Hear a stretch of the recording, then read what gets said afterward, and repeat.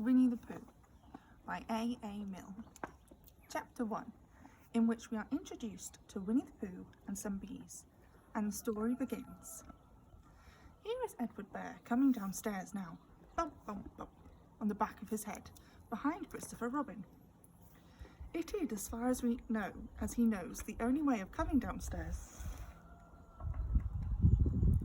Oh, go for the pen. Just have one. Just have look for one. But sometimes he feels that there really is another way, if only he could stop bumping for a moment and think of it. And then he feels perhaps there isn't. Anyhow, here he is at the bottom and ready to be introduced to you, Winnie the Pooh. When I first heard his name, I said, just as you are going to say, but I thought he was a boy. So did I, said Christopher Robin. Then you can't call him Winnie. I don't. But you said, he's Winnie the Pooh. Don't you know what there means? Ah, yes, I do now, I said quickly. And I hope you do too, because it's all the explanation you're going to get. Sometimes Winnie the Pooh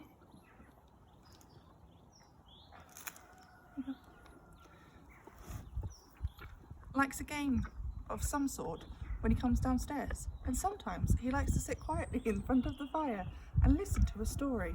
This evening, what about a story? Said Christopher Robin. What about a story? I said. Could you very sweetly tell Winnie the Pooh one? I suppose I could, I said. What sort of stories does he like? About himself, because he's that sort of bear. Oh, I see. So could you try very sweetly? I'll try, I said, so I tried. One left. You take that one. Once upon a time, a very long time ago now, about last Friday, Winnie the Pooh lived in a forest all by himself under the name of Sanders. What does under the name mean? Asked Christopher Robin. It means he had the name over the door in gold letters and he lived under it. Winnie the Pooh wasn't quite sure, said Christopher Robin. Now I am, said a growly voice. Then I will go on, said I. One day he was out walking. He came to an open place in the middle of the forest, and in the middle of this place was a large oak tree, and from the bottom of the trees there came a loud buzzing noise. Winnie the Pooh sat down at the foot of the tree, put his head between his paws and began to think. First of all, he said to himself, that buzzing noise means something. You don't get a buzzing noise like that, just buzzing and buzzing, without it meaning something.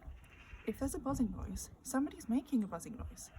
And the only reason for making a buzzing noise that I know of is because you're a bee. Then he thought another long time and said, and the only reason for a bee being that, I know it's making honey. Don't bite. Stop biting. I'm ignoring you now.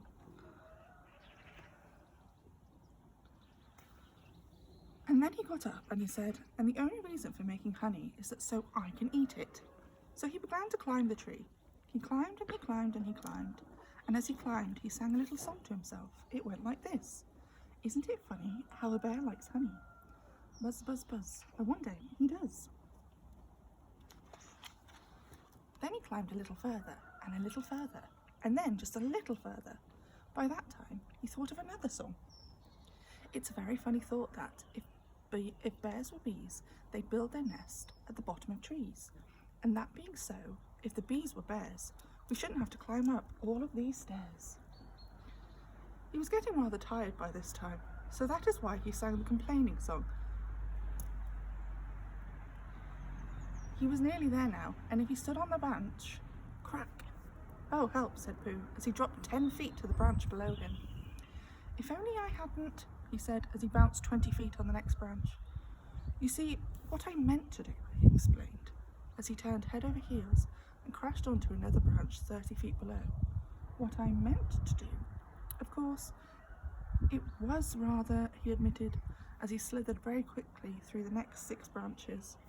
It all comes, I suppose, he decided, as he said goodbye to the last branch, spun around 3 times and flew gracefully into a gorse bush.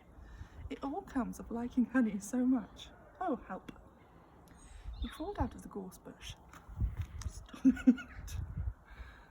brushed the pickles from his nose, and began to think again, and the first person he thought of was Christopher Robin. "Was that me?" said Christopher Robin in an odd voice, hardly daring to believe it. "That was you. Look, I'm allowed to stroke her too, okay? I'm allowed." Christopher Robin said nothing, but his eyes got larger and larger, and his face got pinker and pinker. So Winnie the Pooh went round to his friend Christopher Robin, who lived behind a green door in another part of the forest. "Good morning, Christopher Robin," he said. "Good morning, Winnie the Pooh."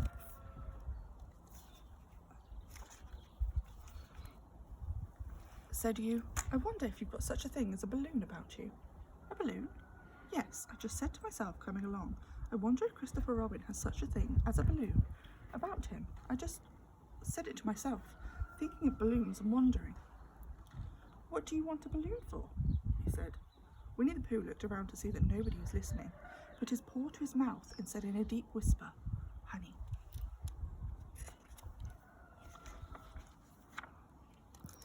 "But you don't get honey with balloons." "I do," said Pooh. "Well, it just happens that you had been to a party the day before at a house of your friend Piglet, and you had balloons at the party. You had a big green balloon, and one of Rabbit's relations had got a big blue one, and he left it behind, being really too young to go to a party and all." "You chill out." "Thank you."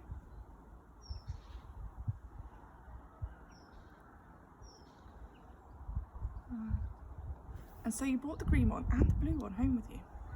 Which one would you like?" you asked Pooh. He put his head between his paws and thought very carefully. "It's like this," he said. "When you go after honey with a balloon, the great thing is to not let the bees know you're coming. Now, if you have a green balloon, they might think you're part of the tree and not notice you. If you have a blue balloon, they might think you are part of the sky and not notice you. And the question is, which is most likely?" "Wouldn't they notice you underneath the balloon?" you asked. "They might, or they might not," said Winnie the Pooh. "You can never tell with bees." He thought for a moment and said, "I shall try to look like a small black cloud. That will deceive them." "Then you had better have the blue balloon," you said, and so it was decided. Well, you both went out with the blue balloon, and you took your gun with you, just in case, as you always did, and Winnie the Pooh went to a very muddy place that he knew of, and rolled until he was black all over. And then, when the balloon was blowing up as big, and you and Pooh were both holding onto the string, you suddenly let go, and Pooh Bear floated gracefully up into the sky and stayed there, level with the top of the tree and about 20 feet away from it. "Hooray!" you shouted. "Isn't that fine?" shouted Winnie the Pooh down to you. "What do I look like?" "You look like a bear holding onto a balloon," you said. "No," said Pooh anxiously, "not like a small black cloud in a blue sky." "Not very much." "Oh, well, perhaps from up here it looks different, and, as you say, you can never tell with bees." There was no wind to blow him nearer to the tree, so there he stayed. He could see the honey, he could smell the honey, but he couldn't quite reach the honey. After a little while he called down to you. "Christopher Robin," he said in a loud whisper. "Hello? I think the bees suspect something." "What sort of thing?" "I don't know, but something tells me that they're suspicious. Perhaps they think you're after their honey. It may be that. You can never tell with bees." There was another little silence. That's my thumb. And then he called down to you again. "Christopher Robin?" "Yes." "Have you an umbrella in your house?" "I think so." "I wish you would bring it out here and walk up and down with it, and look up at me every now and then and say, 'Tut tut, it looks like rain.'"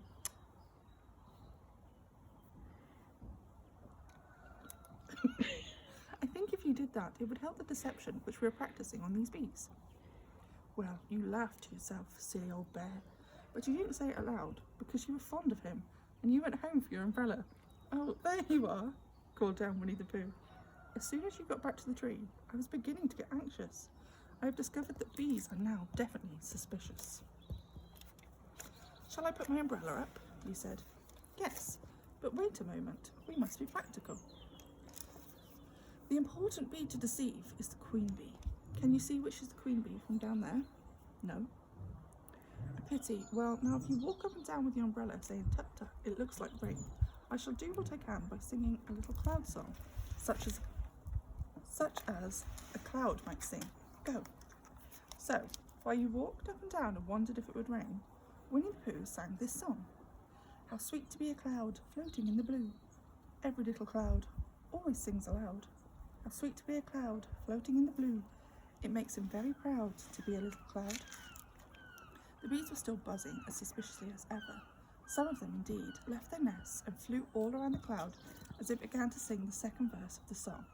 And one bee sat down on the nose of the cloud for a moment and then got up again. Christopher, ow! Robin, called out the cloud. Yes? I have just been thinking, and I've come to a very important decision. These are the wrong sort of bees. Are they? Quite the wrong sort. So I should think they would make the wrong sort of honey, shouldn't you? Would they? Yes. So I think I should come down. How? Asked you. Winnie the Pooh hadn't thought about this. If he let go of the string, he would fall, bump, and he didn't like the idea of that. So he thought for a long time, and then he said, Christopher Robin, you must shoot the balloon with your gun. Have you got your gun? Of course I have, he said. But if I do that, it will spoil the balloon, you said. But if you don't, said Pooh, I shall have to let go, and that would spoil me. When he put it like this, you saw how it was, and you aimed very carefully at the balloon and fired. Ow, said Pooh. Did I miss? You asked. You didn't exactly miss, said Pooh, but you missed the balloon. I'm so sorry, you said, and you fired again, and this time you hit the balloon, and the air came out slowly, and Winnie the Pooh floated down to the ground. But his arms were stiff from holding onto the string of the balloon all that time that they'd stayed up straight in the air for more than a week. And whenever a fly came and settled on his nose, he had to blow it off. And I think, but I'm not sure, that is why he was always called Pooh. Is that the end of the story? Asked Christopher Robin. That's the end of that one. There are others. About Pooh and me, and Piglet, and Rabbit, and all of you. Don't you remember? I do remember. And then when I try to remember, I forget. That day when Pooh and Piglet tried to catch a heffalump, they didn't catch it, did they? No. Pooh couldn't because he hasn't got any brain. Did I catch it? Well, that comes into the story. Christopher Robin nodded. I do remember, he said. Only Pooh doesn't very well, so that's why he likes having it told to them again. Because then it's a real story, and not just remembering. That's just how I feel, I said. Christopher Robin gave a deep sigh and picked his bear up by the leg and walked off to the door, trailing Pooh behind him. At the door he turned and said, Coming to see me have my bath? I might, I said. It didn't hurt him when I shot him, did it? Not a bit. He nodded and went out, and in a moment he heard Winnie the Pooh bump, bump, bump, going up the stairs behind him.